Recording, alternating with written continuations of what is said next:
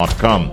And this every time we get to this point, we have a lot of listeners. Like the listenership peaks because everybody wants to be a part of a big current affairs story, as we normally carry in the big story. The big story is on right now, and Mr. Isat Buchanan, a well-respected attorney at law, has now been confirmed as the PNP candidate for East Portland in the upcoming general elections. He's committed, he says, to representing the constituency's interests, focusing on education, healthcare, and economic opportunities. Mr. Buchanan aims to build a collaborative, growth-oriented, and empowering community, and residents have expressed widespread support for his candidacy so far. Good morning and welcome, Isat. How are you today, Mr. Buchanan? Good morning, and good morning to your listeners. Thank you. Great. Yeah, man, glad to hear that. I have to ask this right off the bat, Isat. At the point where you made an appearance at the national conference in the arena, the PNP's annual conference with yourself and Vibes Cartel, people like the Maroon Chief and Ellie Lewis and so on, at that time, were you even considering representing Eastern Portland, or had conversations already begun with the PNP at that time? No, the conversations would have came the very day after in relation to that. But I must say that I would not have stepped into any space or any constituency without the permission of the people. It starts there before any conversation with the party. So it was more so a request from the people, and I'm a servant, so I answer to the call. How did that request come? If you could give us a little bit more information on that. Well, I will say this. In terms of, my name has been thrown around many constituencies, and certainly as it relates to Portland Eastern, there is a Maroon base there.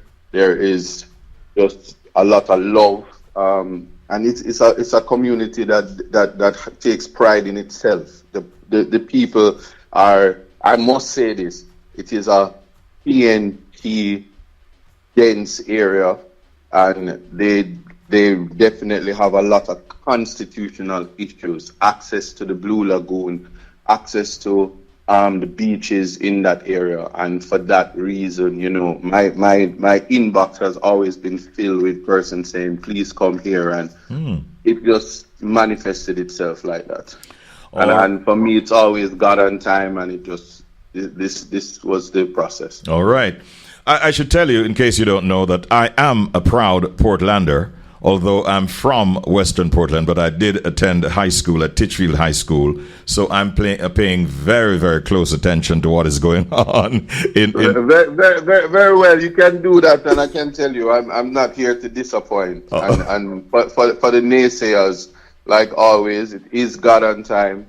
And impossible is nothing. Okay.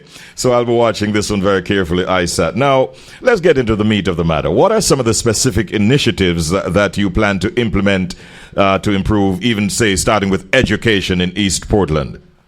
I'm going to say, right now, Titchfield, it needs improvement in terms, that even that high school, as you said, in terms of the facilities need improvement, it needs upgrading, but education is always a mandate. You wouldn't be talking to me now without education. Education transformed my life, and it's open to every son, every daughter of Jamaica. So I'm starting there because education is the great changer. So that's definitely one thing. The youth, they need opportunity, economic opportunity. And so naturally, Portland is a beautiful parish, the entire Portland. And to get tourism as to certainly bring the tourists to Portland is one of the mandates as well.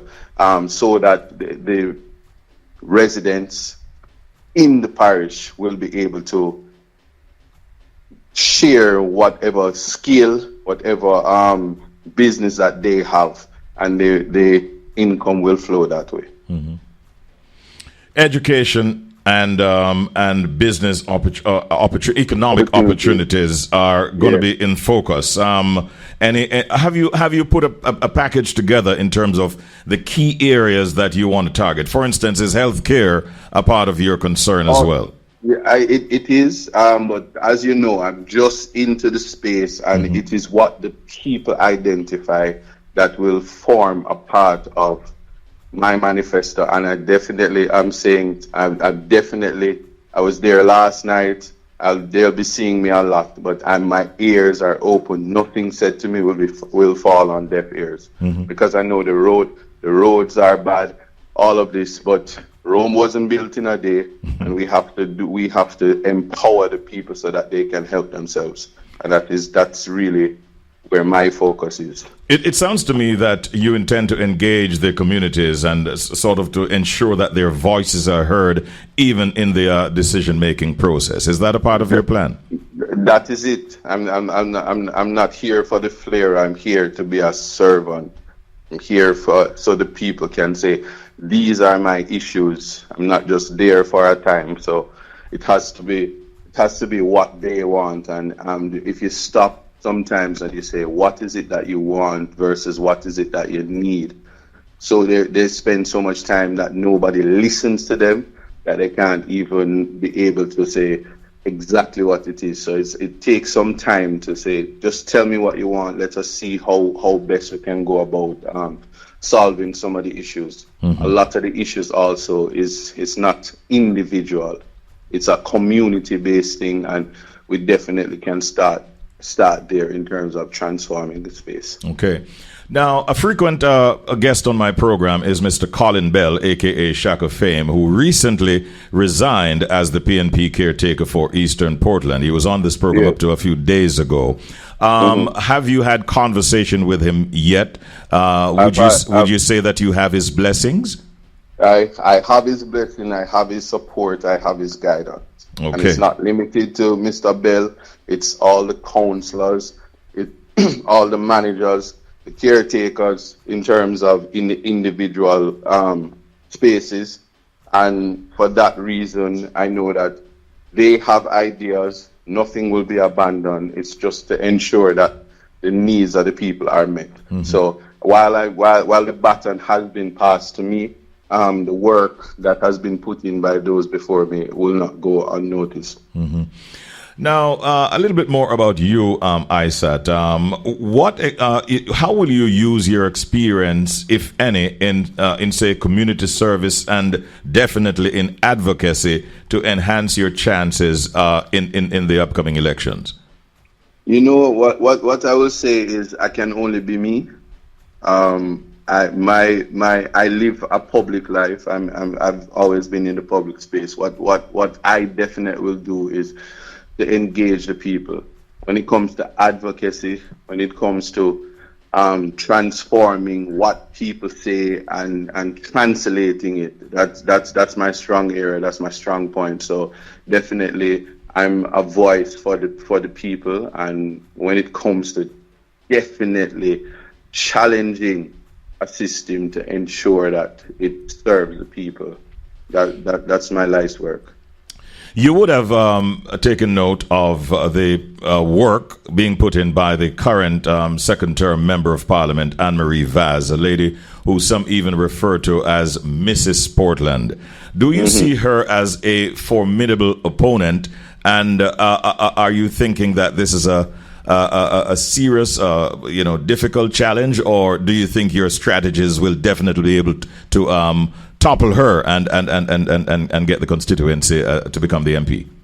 You know, that's the thing about a contest or a competition, is that you never underestimate your opponent. You never take them lightly. And certainly for me, I give respect to the people who do work.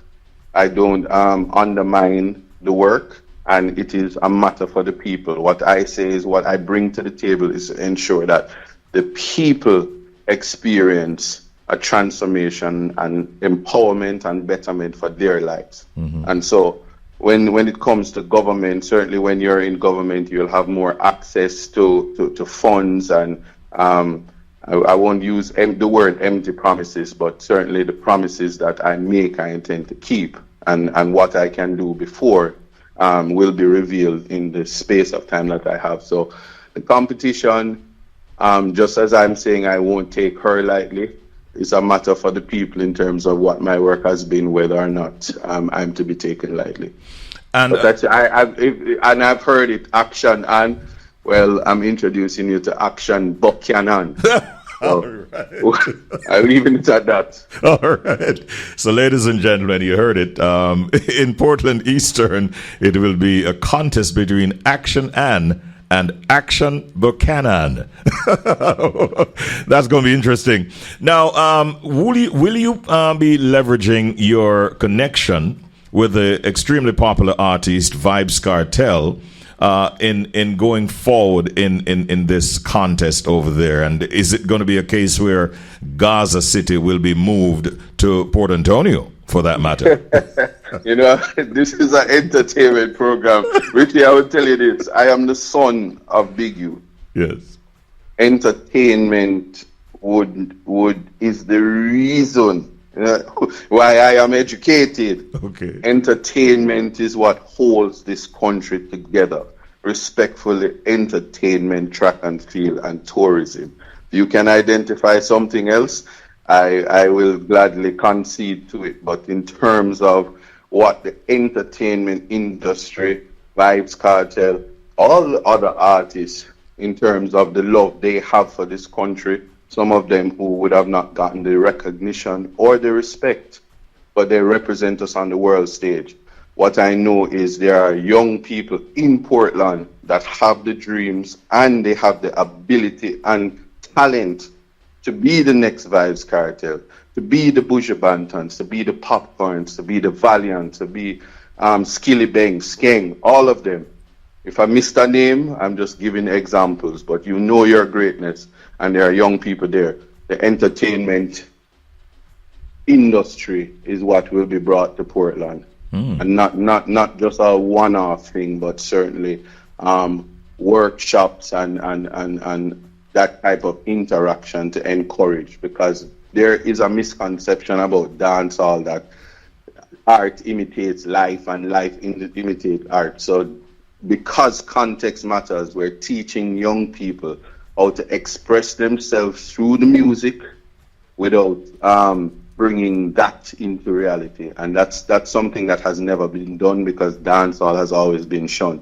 So we're changing the narrative. So a simple answer to what you asked me is yes. It is a part of engaging the youth and also teaching and getting them to understand their constitutional rights, especially freedom of expression, because when they are able to express themselves through words and art, it reduces violence. It reduces crime as well. So a direct question I'd have to ask then is, do you have Vybz Kartel's endorsement? Well, I saw him put out that video, and I'm going to say 100% yes, and that's a given. Oh, okay. I do have those instructions, so. All right.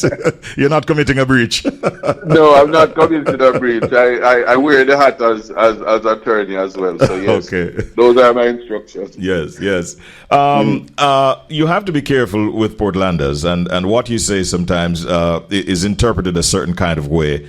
You would recall a statement that was made by Damian Crawford about providing some goats to some folks over there, and the way that came out and the way people reacted to it. Another direct question: do you plan to provide goats to residents or any such provision?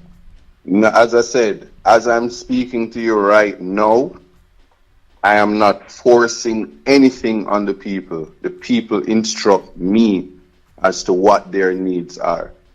Okay. What I tell you I bring to the table is the education mandate, certainly the economic growth, trying to transform the space, because, as I said, the access to Blue Lagoon, access to the beaches, access to to a free space is what is important, and they are denied that right now.